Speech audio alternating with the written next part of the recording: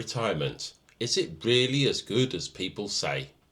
All those extra hours you get in a week to enjoy yourself. Is it freedom, or after the first few months do you get bored? Both my wife and I are 52, and with our planned early retirement at 58, it's still a good few years away. But lately, we've been having more and more conversations about what those days will actually feel like when we retire. So I'm not talking about the numbers today. We've got plenty of videos on the financial details. No, today we're going to be talking about the day-to-day rhythm. What will we do when we wake up and there is literally nowhere we have to be? So today I just wanted to share with you the very simple picture we got in our heads.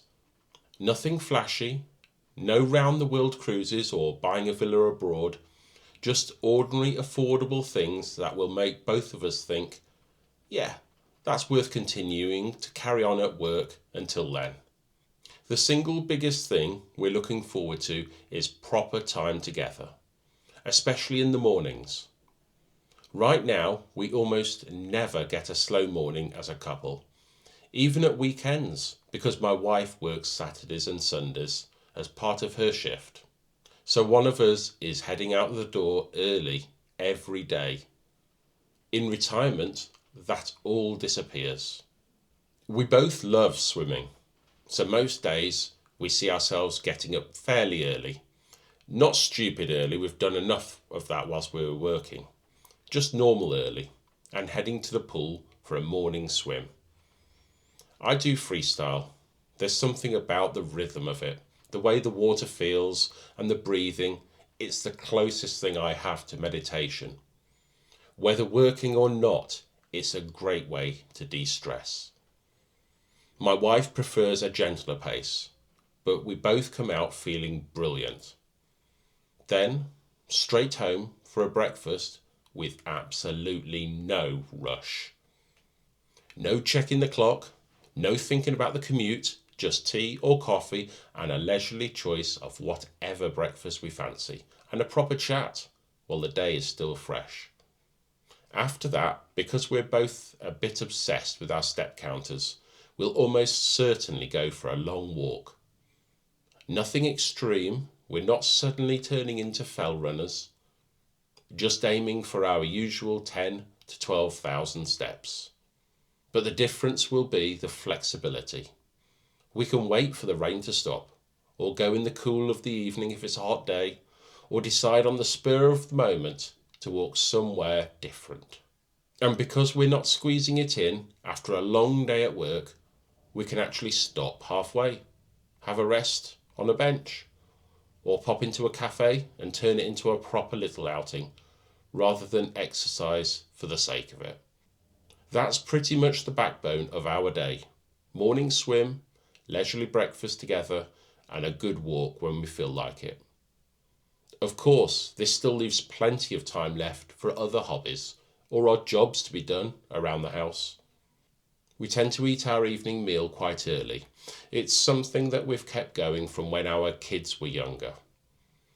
We felt it agreed with our early to bed, early to rise style that we like. So these are around 5 p.m. Then, after food, it's relax time. So maybe we'll watch a film. Or I could do some editing whilst my wife watches the soaps. But either way, we're safe in the knowledge that we've done our exercise for the day. And this is our wind down time. The flexibility is the bit that really excites us. If we fancy a random day trip somewhere in the UK, we can just go. No booking annual leave from work 6 months in advance, or worrying whether a few extra days off here and there will affect how long we can be away from work on holidays abroad. And talking about holidays abroad, that's the real bonus with the flexibility. So we will probably do less holidays abroad during the summer and switch our escapes abroad to the winter months and off season, where we will have full flexibility to book last minute and grab some bargain sunshine away from the UK winter gloom. We won't have a huge budget in retirement, but we will have buckets of time and freedom to choose how we use it. To us, that trade off feels like the definition of being rich. Of course, there may be the odd day where boredom creeps in, but I imagine that these will be few and far between because we plan to embrace the freedom that early retirement gives us. So there you go. Nothing earth shattering, swims, walks, slow breakfast with my wife, and the ability to say, let's do it today, whenever something fun comes up. I would genuinely love to hear what your version of retirement looks like. If you're on the same journey, drop in the comments what your ideal retirement day looks like. So does your retirement plan give you more time for hobbies such as gardening or playing sports such as golf or tennis, or maybe you want to travel the world? And do you have any tips for an active life on a limited budget? Or the annual question of how to escape those rainy, cold winter days in the UK? If you've already retired or semi-retired, does the reality match what you pictured? If you enjoyed this video, please give it a like and consider subscribing to follow our journey towards early retirement. Thanks for watching, and I'll see you in the next one.